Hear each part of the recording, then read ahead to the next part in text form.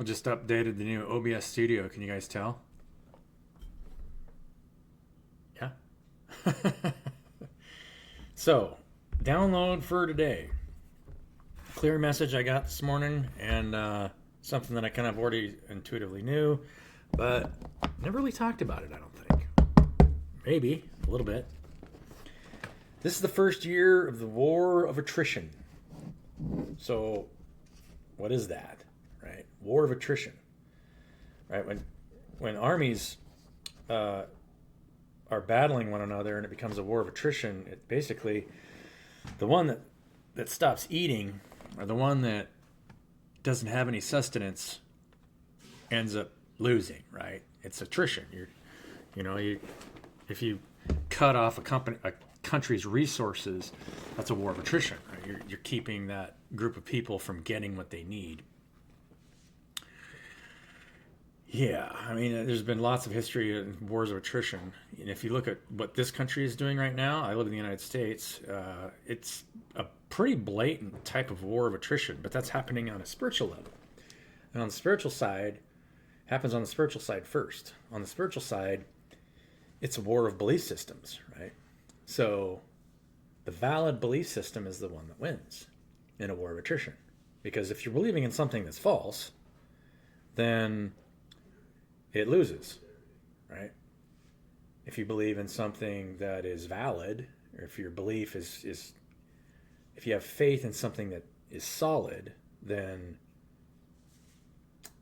that brings sustenance, right? Then everybody else that's believing in something that's false will slowly, those belief systems break down and fall away over time. So, what are these belief systems? Basically, materialism versus love, right? Anytime you place any kind of false idol in front of something, this world has worked on false idols for so long, and we worship false idols. Everything is about making money, but there's nothing wrong with that in and of itself, right? You hear that from a lot of spiritualists, and that's true. But if you ever place that above somebody else, at the same time, there's a delicate balance there, right? If it feels like somebody's using you just to have you around for money, then that's just as bad. You got to cut that off, right, Dad? You don't want somebody just using you for money, right? If they don't love you, then what's the point? I mean, and that's actually one of the most difficult things, especially in areas where you've got large orphanages that need help, places that don't support one another, support the education of their children, and spend their time, donate their land, right? Because all education land is donated land, right? The public is donating that property to teach those children. If the public is not able to do that, then you've got a problem. That's the public's inability to separate love from materialism. Needs versus desires, right?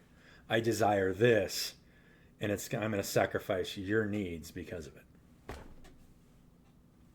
Desires versus needs. So when needs aren't being met, a lot of times it takes a mediator or somebody to really understand the deeper issues to see if somebody is prioritizing materialism over love, right? There is a balance there. So how does this shake up in the world? Like, if you read Revelation, it's pretty specific. It's like a slow decline of the merchants.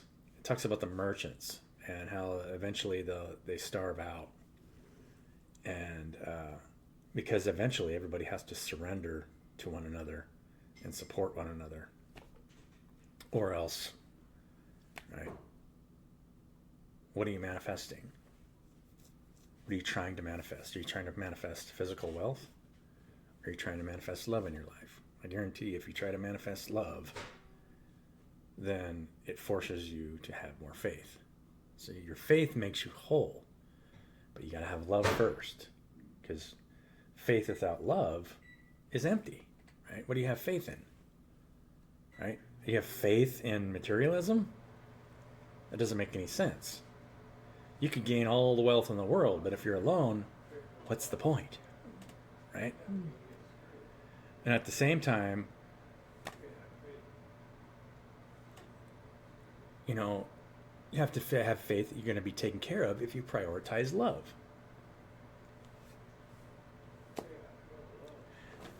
It's that simple. So, let's get a few cards, shall we? I hear a lot of, in the group collective, I just did a meditation video. I hope you guys liked it. I think I'm gonna, go to different areas and give you guys some different scenes and maybe give some intros to different meditations. I think we'll do the sacral chakra next. But I work on divine timing, right? I don't try to get a video out before I think I need to get it out. I mean, there's other root chakra videos that we could make, dealing on different ways to overcome the feeling of not being safe where you're at, or situationally, right? You should always feel safe. You're immortal. You're an immortal being. Why would you think that you're unsafe? Six of Pentacles. This is good energy. Feels like maybe you guys have something coming towards you.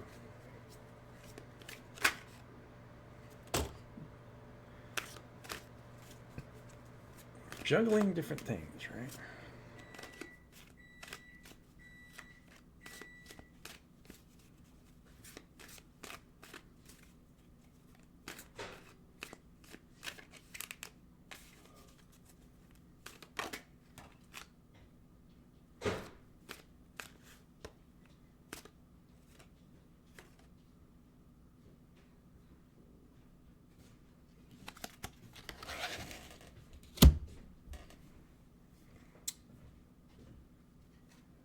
This has got a lot of working together, juggling a lot of different things at the same time. You guys are busy beavers. And working together as a team, right? And there's some generosity, some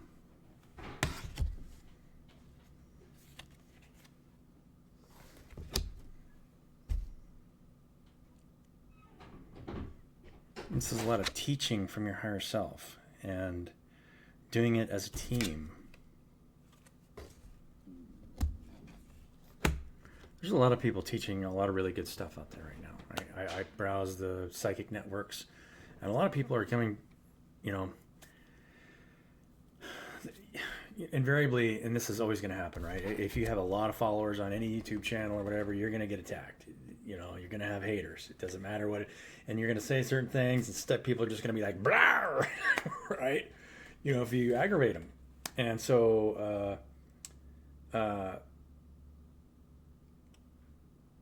overcoming those negative projections is part of the process. That's why you do that, right? You have to overcome negative projections. People that you meet, people that you talk to, maybe people that you just comment on your YouTube channel, people that you meet in business meetings daily. A lot of times your belief systems will clash, right? Belief systems are constantly clashing. War of attrition.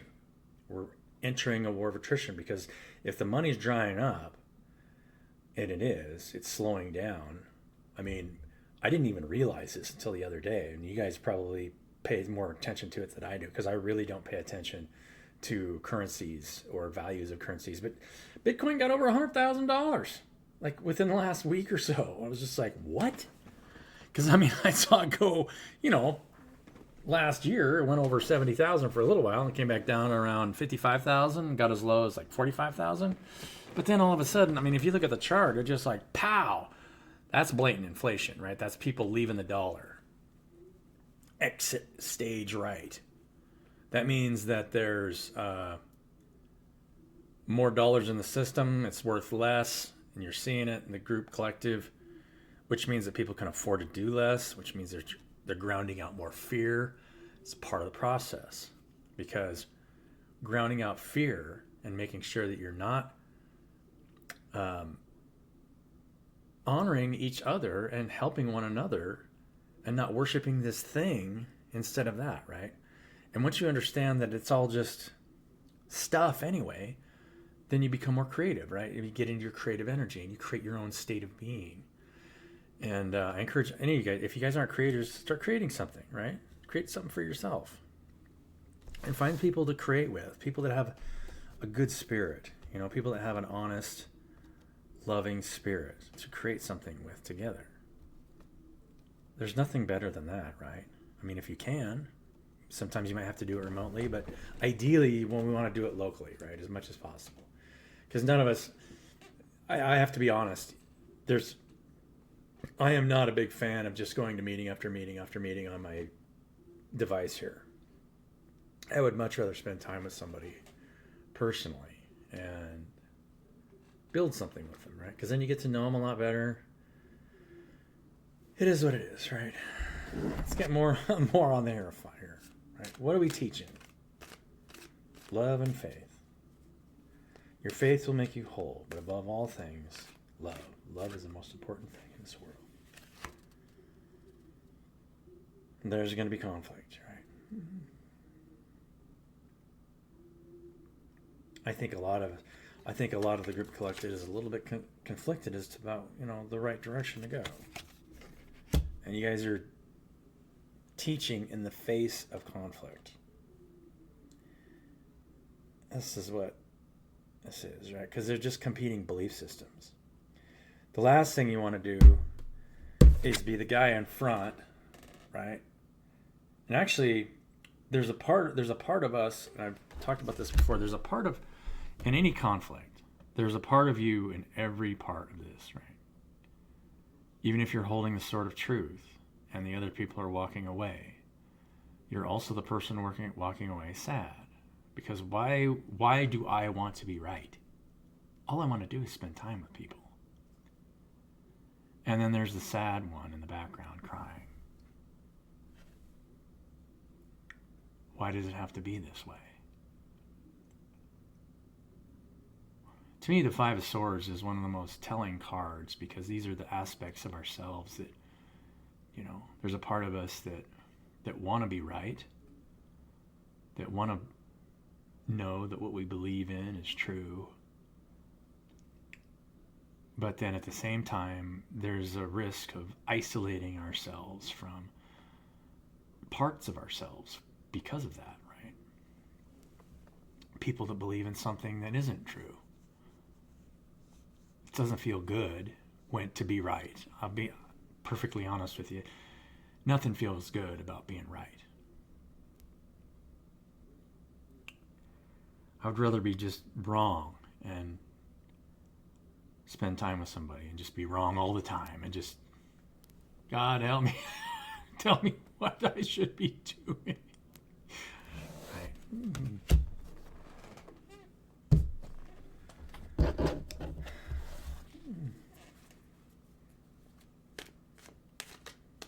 We're on the Five of Swords.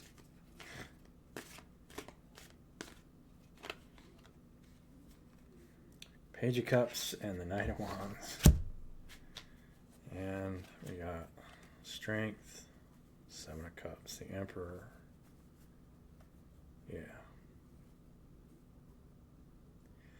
You guys have heartache in your past, but letting things go will lead to victory. And some Tower moments and a lot of Ten of Swords energy for your people, but yeah.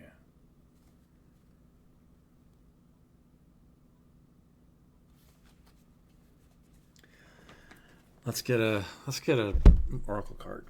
War of attrition is starting. And it'll just keep escalating, right? Because as more energy moves through the group collective, the more you have to stay present.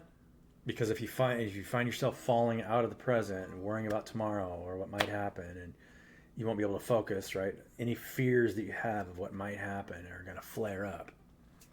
And, the more that you stay in that state, you lose your mind, right? I mean, literally just pow. So in the last days, right? Read the book. There'll be people searching for death and not find it. If you've lost your mind from fear and hiding underneath rocks, you'd be searching for death and not finding it, right? That's the definition of that. Pretty brutal.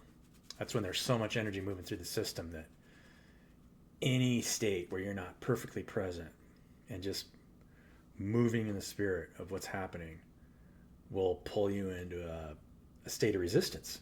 It's just like an electrical circuit, right? It's like a resistor, right? The more resistance in that circuit, the more it heats up. And as soon as you start applying higher and higher voltages, more and more current, the higher resistors start popping off, blowing up, pow! I mean, it's exact. You are a resistor, and you're only as good a channel as you can stay present and listen for one another, right? And love one another, because that's all we want, right? Is to channel pure love for one another. Yeah.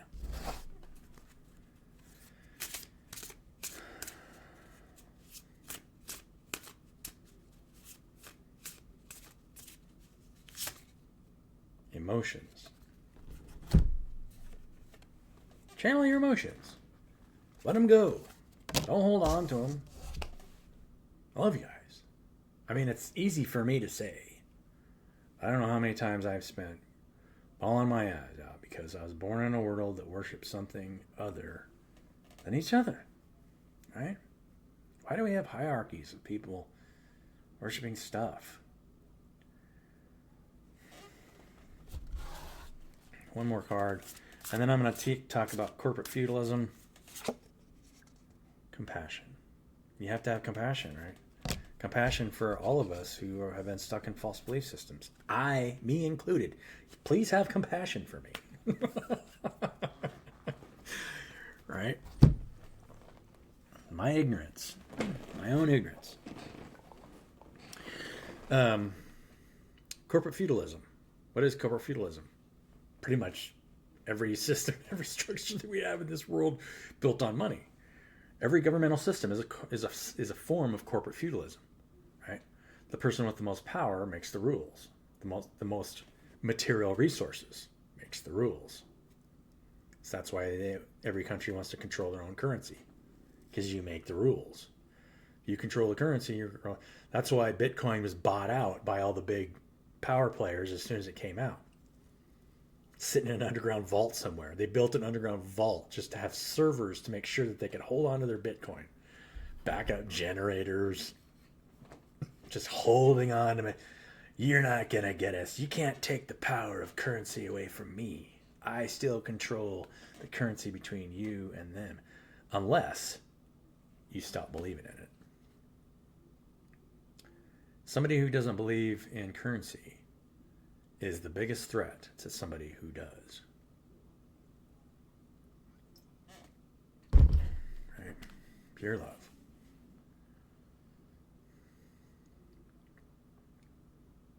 Love you guys. Have a beautiful day. And we'll catch you on the next one. And I'm very grateful for all of you guys that have been watching the channel lately. Feel free to give comments in the below. I love any kind of comment. Positive, negative. It doesn't have to be anything, it could be anything.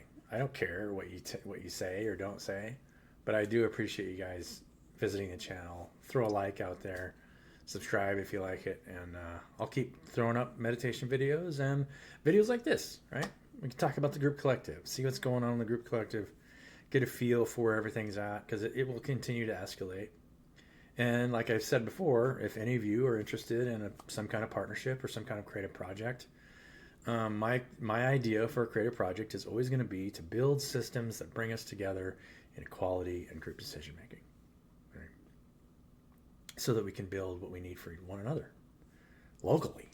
And it doesn't have to be, the main thing is to be close to one another, right? The last thing we want to do is visit each other via YouTube and virtual chats.